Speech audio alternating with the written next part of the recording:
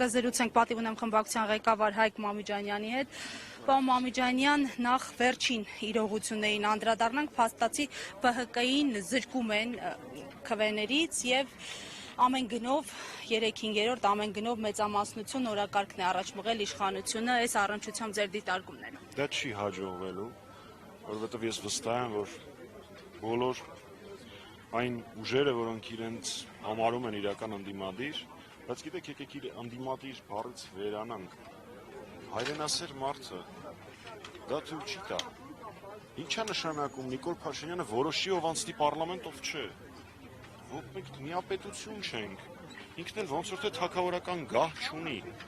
Դա Հայաստանի Հանրապետության քաղաքացիների որոշումն է։ Ու այդ որոշումը Հայաստանի Հանրապետության քաղաքացիներից ոչ մեկ, առաջին հերթին Նիկոլ Փաշինյանը խլելու իրավունք չունի։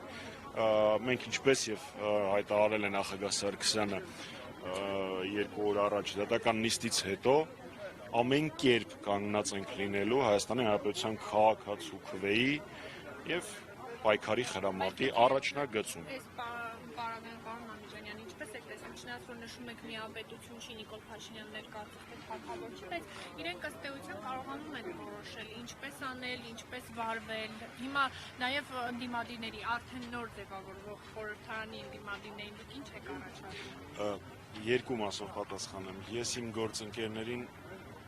եթերով խորհուրդներ չեմ տալիս, ես իմ խորհուրդները մարդկանց տալիս եմ զրույցների ժամանակ, ընդ որում նրանց ովքեր որ հարցնում են խորհուրդներ։ Բայց թե որն է ելքը պայքարն է։ Թե որն է ելքը մենք ցույց ենք տվել 8 տարի։ Ապրիլի 25-ից սկսած հանրապետական կուսակցությունը ցույց է տվել, թե որն է ելքը, եւ մենք պլաններ չունենք փոփոխելու մեր գործելավոճը, մենք պայքարի առաջնագծում ենք լինելու ամենապատասխանատու եւ ամենավտանգավոր տեղերում, որովհետեւ այլընտրանք մենք չունենք, դա մեր առաքելությունն է ու մեր կոչումը։ Պարոն Մամիջանյան, ես ձեր անկեղծությանը վերապահումով եմ մոտենում իրենց ընդդիմադիր, այսպես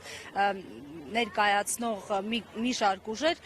տեսանք, որ երրորդ նախագահի կողմից ձևակերպումներից մեկը նորից պատճառ դարձավ, որ թիրախավորվի ձեր ուժը, ձեր քաղաքական առաջնորդի հետ միասին։ Ի վերջո, իհարկե այստեղ պարզաբանում եղավ, ինչու են շարունակում գեներացնել նմանատիպ խոսույթ ձեր ուժի նկատմամբ։ Գիտեք, նախագահ Սարգսյանը դրան մասին մի քիչ առաջ ասաց, ես էլ եմ դրան երեք անդրադարձել։ Ինչքան ասել եմ հերիք է։ Ես կարծում եմ, որ եկեք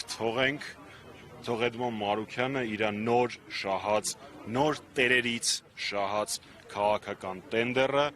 բարով վայելի։ Մենակ թող մեզնից հեռու վայելի, էլի։ Նոր տերերը ովքեր են։ Ես երեք դա իմ լայվում նշել։ Ես համարում եմ, որ դա հանկարծակի չէր, որ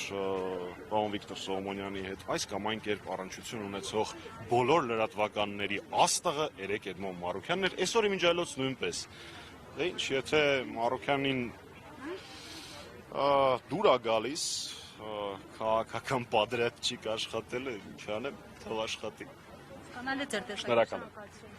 Հարգելի հետևողներ, այսքանով ամփոփում ենք մեր ուղիղ հեռարձակումը, շնորհակալություն մեզ հետևելու համար։ Իրադարձությունների ընթացքին շարունակեք հետևել 168-ի կայքէջում եւ համանուն YouTube-յան ալիքում։ Մնացեք խաղաղությամբ։